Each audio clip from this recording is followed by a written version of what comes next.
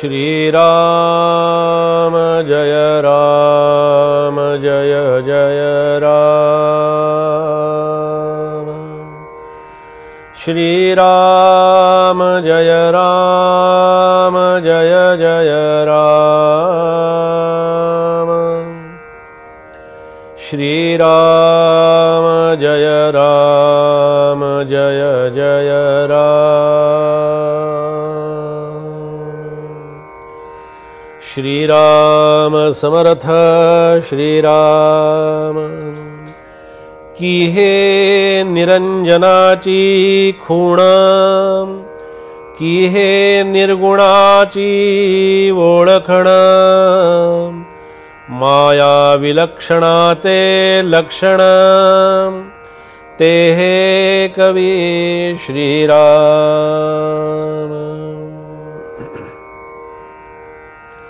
समर्थांच्या श्रीमद ग्रंथराज दासबोधातील कवेश्वर स्तवनाचं चिंतन आपलं सुरू आहे आणि या कवेश्वर स्तवनाच्या चिंतनामध्ये समर्थांनी खूप सुंदर अशा प्रकारची शिकवण आणि आपल्यासमोर एक सुंदर कवीचा आदर्श समोर ठेवलेला आहे की कवी आणि कवीची काव्य प्रतिभा, कवी आणि कवीचं सांगणं, म्हणून हा कवी प्रत्येक क्षेत्राशी समर्थांनी जोडलेला आहे। प्रत्येकाच्या अंतःकरणामध्ये ते कवी आणि काव्य नावाची शक्ती असते, फक्त त्या कवीला जाग करण्याची आवश्यकता आहे। आपल्यामध्ये असणारी काव्यशक्ती जागी करणं म्हणजे आपल्यातल्या असलेल्या भगवंताच्या अधिष्ठानाशी आपण समरस होणं। म्हणून ते अधिष्ठान जेवढं सुंदर चांगलं ठेवता येईल तेवढा ठेवण्याचा आपण प्रयत्न करावा। कारण कवी आणि काव्य प्रतिभा किंवा कवेश्वर, कवी कसा असतो पहा, कवीचं लक्षण कसं आहे तर कवी हे निरंजनाची खूण आहे। अहो, ज्या ठिकाणी कुठल्याही प्रकारचं अंजन लागू शकत नाही, म्हणजे कुठल्याही प्रकारचा डाग तिथे लागत नाही, कुठल्याही प्रकारचं तिथं आच्छादन असत नाही, तर ते केवळ आणि केवळ शुद्ध आणि अतिशय अशा शुद्ध परमात्म्याचं ते प्रतिबिंब आहे। आणि हे शुद्ध परमात्म्याचं प्रतिबिंब आमच्या अंतःकरणामध्ये विलसत असतं, जागं असतं, फक्त आम्हाला त्याचं स्मरण असत नाही। म्हणून जीवनामध्ये ते प्रतिबिंब आमच्यामधून सतत बाहेर डोकावत असतं। पहा, आमच्या जशी आमची बघण्याची जशी दृष्टी असते ना, तसं आम्हाला दिसत असतं। एक मुलांसाठी गोष्ट सांगतो। एक आजोबा होते आणि ते आजोबा त्यांच्या घरामध्ये राहायचे।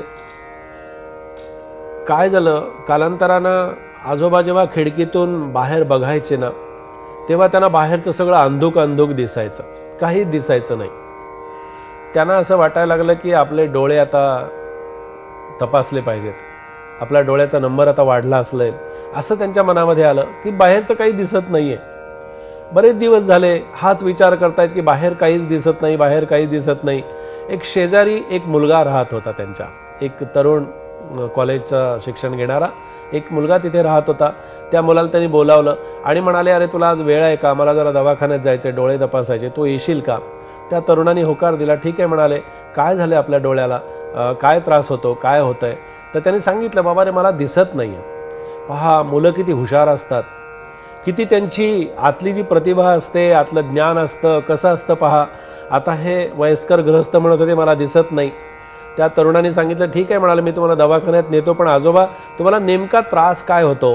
ते म्हणाले, मला दिसत नाही डोळ्याला माझ्या। आणि बघ ना म्हणाले, अरे बाहेरचं काहीच दिसत नाहीये। त्या तरुणाने, त्या मुलाने काय केलं, तो गेला आतमध्ये, एक स्वच्छ असं वस्त्र कपडा घेतला, एक टॉवेल घेतला आणि त्यांनी काय केलं, त्या घराच्या खिडक्या ज्या होत्या ना, की ज्या खिडकीतून आजोबा बाहेर पाहत होते, त्या घराच्या खिडक्या त्यांनी स्वच्छ केल्या, एकदम अगदी स्वच्छ पुसून एकदम स्वच्छ केल्या। आणि आजोबा आतमध्ये बेडरूममध्ये होते, त्यांना बोलावलं, म्हणाले, आजोबा आता या बघ आणि इथे येऊन बघा बरं तुम्हाला आता दिसतंय का? तर खिडकी लावलेली होती, पण तरी सुद्धा काचा स्वच्छ झाल्यामुळे काय झालं, त्या आजोबांना सगळं बाहेरचं दिसायला लागलं। इतकं छान वाटलं त्यांना। अरे म्हणाले, नाही माझ्या डोळ्यात काही दोष दिसत नाही, मला बाहेरचं सगळं दिसायला लागलं। तो तरुण मुलगा असं म्हणाला, आजोबा म्हणाले, काचा स्वच्छ नव्हत्या हो, खिडकीच्या काचा स्वच्छ केल्यामुळे तुम्हाला सगळं दिसायला लागलं। हे सांगण्याचं तात्पर्य काय असावं, मी हे का सांगतो आहे, आपलं सुद्धा असंच होतं. आपल्याला असं वाटतं माझे डोळे बिघडलेले आहेत, माझी दृष्टी बिघडलेली आहे, पण असं असत नाही. आमच्या घराच्या खिडक्याच्या काचा स्वच्छ असत नाहीत. आणि त्या काचा स्वच्छ करणं म्हणजे परमेश्वराचं रूप बघण्यासाठी, ईश्वराचं रूप बघण्यासाठी आम्हाला आमच्यातल्या आतमध्ये असणाऱ्या दृष्टीमध्ये दोष असत नाही, पण बाह्य आम्हाला त्या काचा ज्या आहेत त्या जर स्वच्छ नसतील तर आम्हाला ते दिसणार नाही. आजोबांना सगळं दिसायला लागलं, किती आनंद झाला. आणि एका मुलानी, एका विद्यार्थ्यानी, एका शालेय विद्यार्थ्यानी हे सगळं करावं, याच्यामध्ये फार मोठं कौतुक आहे. म्हणून मुलांनी लक्षात ठेवावं की त्याला कशी इच्छा झाली असेल, त्या मुलाला कसं वाटलं असेल.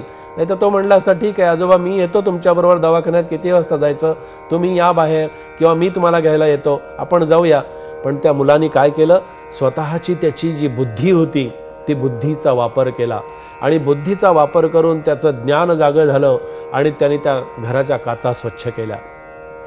सांगण्याचं तात्पर्य असं की अशी विद्या, अशी कला, असं ज्ञान हे कवीच्या काव्यप्रतिभेतून निर्माण होतं. म्हणून समर्थ म्हणतात, कवी जो आहे हा कवी माया विलक्षणाचे लक्षण ते हे कवी.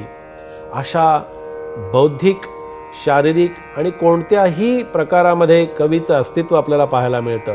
कोणताही आपण जेव्हा निर्णय घेतो, एखादी गोष्ट ठरवतो, तेव्हा आपण कोणताही निर्णय जो आहे ईश्वराला स्मरून घ्यावा, भयमुक्त अवस्थेतून घ्यावा, म्हणजे तो निर्णय योग्य प्रकारानं ठरत असतो.